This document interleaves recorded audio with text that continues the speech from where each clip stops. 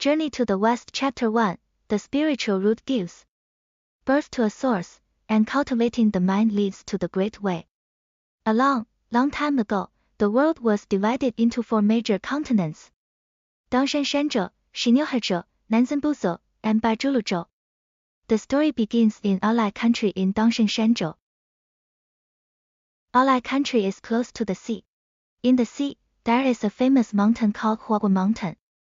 This mountain is the ancestral vein of the 10 continents and the origin of the 3 islands. It has stood since the separation of purity and turbidity, and was formed after the judgment of primordial chaos. On the mountain, there is a celestial stone. The stone is 3 zhang, 6 feet and 5 inches high, and has a circumference of 2 zhang and 4 feet. There are 9 apertures and 8 holes on it, arranged according to the 9 palaces and 8 trigrams. Since the opening of the world, this celestial stone has been influenced by the beauty of nature and the essence of the sun and the moon. After a long time of feeling it, it has developed a spiritual sense. Inside, a celestial embryo is nurtured. One day, it cracks open and produces a stone as big as a round ball. When exposed to the wind, it turns into a stone monkey with complete facial features and all 4 limbs. As soon as the stone monkey is born, it can walk and jump and also pay respects in all directions. 2 beams of golden light shoot directly to the Hall of Supreme Harmony, startling the Jade Emperor. The Jade Emperor immediately orders 1,000-mile eye and wind accompanying ear to open the southern heavenly gate and observe. The 2 generals report back to the Jade Emperor, saying that this golden light is emitted by the stone monkey produced by a celestial stone in Wukong mountain. Alai country, Dangshan-shan-zhou. Now he is eating and drinking, and the golden light will subside. After hearing this, the Jade Emperor is indifferent and thinks that the things below are born of the essence of heaven and earth and are nothing unusual. The stone monkey lives on Wukong mountain. It walks and jumps, eats plants, drinks from mountain streams, picks wild flowers, and looks for tree fruits. It accompanies wolves and insects, groups with tigers and leopards, makes friends with roe deer, and is close to macaques. It sleeps under a stone cliff at night and wanders in mountain peaks and caves during the day.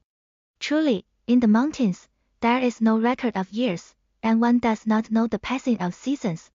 One day, when the weather is hot, the stone monkey and a group of monkeys are taking shelter from the heat and playing under the shade of a pine tree.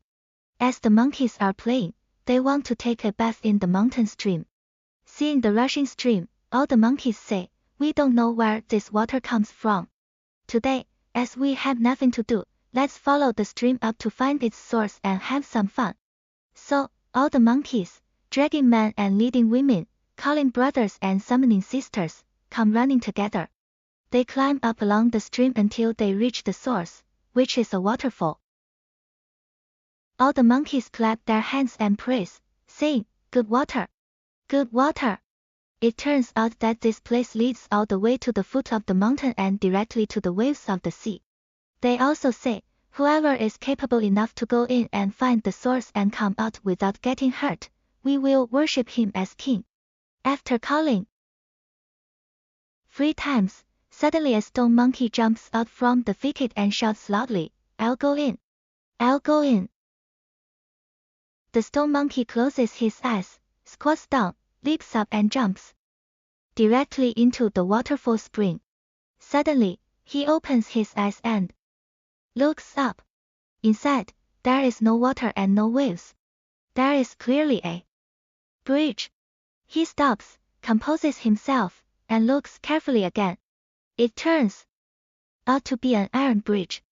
The water under the bridge rushes through the stone crevices and flows out upside down, covering the bridge. Gate. The stone monkey crosses the bridge and discovers a naturally made home inside. There are traces of fire by the cliff next to the stove, and remnants of food can be seen by the table next to the wine vessels. The stone seats and beds are really lovely, and the stone basins and bowls are even more praiseworthy. Also, There are 1 or 2 slender bamboos and 3 or 5 plum blossoms. Several green pines are often covered with rain, looking just like a human home. The stone monkey is overjoyed and hurriedly turns around and walks out. Then he closes his eyes, squats down again, jumps out of the water, and says with a chuckle, "Great fortune! Great fortune!" The other monkeys surround him and ask, "What's it like inside? How deep is the water?"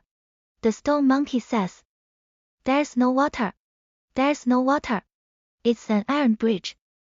On the other side of the bridge is a naturally made home." The other monkeys say, "How can you tell it's a home?"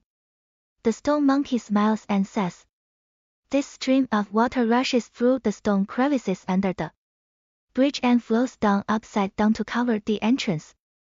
There are flowers and trees by the bridge. It's a stone house. Inside the house, there are stone pots, stoves, bowls, basins, beds, and stools. On a stone tablet in the middle is engraved, Wukong Mountain, a blessed land, Water Curtain Cave, a wonderland. It's really a place for us to settle down. Inside, it's very spacious and can accommodate thousands of old and young. If we all go in and live there, we can also avoid being exposed to the elements." When all the monkeys hear this, they are all delighted. They all say, "You go first and lead us in." But the stone monkey closes his eyes and squats down again. He jumps in and shouts, "Follow me in. In."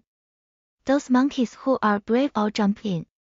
The timid ones stretch their necks, scratch their ears and cheeks, and shout loudly. After a while, they all go in. After jumping over the bridge, they snatch basins and seize bowls, occupy stoves and fight for beds, moving them back and forth. This is just the naughty nature of monkeys. There is no moment of peace. They only stop when they are exhausted. The stone monkey sits upright and says, "Everyone, a man without trust is not to be trusted. You just said that whoever is capable of going in and coming out without getting hurt will be worshipped as king. Now I have gone in and out and in again. I have found this wonderland for everyone to sleep peacefully and enjoy the happiness of having a family. Why not worship me as king?" When all the monkeys hear this, they immediately bow down in obedience. One by one, they line up, according to age and pay respects upward, all calling him 1,000-year-old king. From then on, the stone monkey ascends the throne.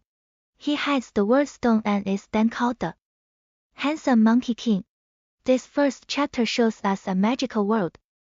From the celestial stone giving birth to the stone monkey to the stone monkey becoming the handsome monkey king, it has opened a wonderful prelude to the entire story of Journey to the West.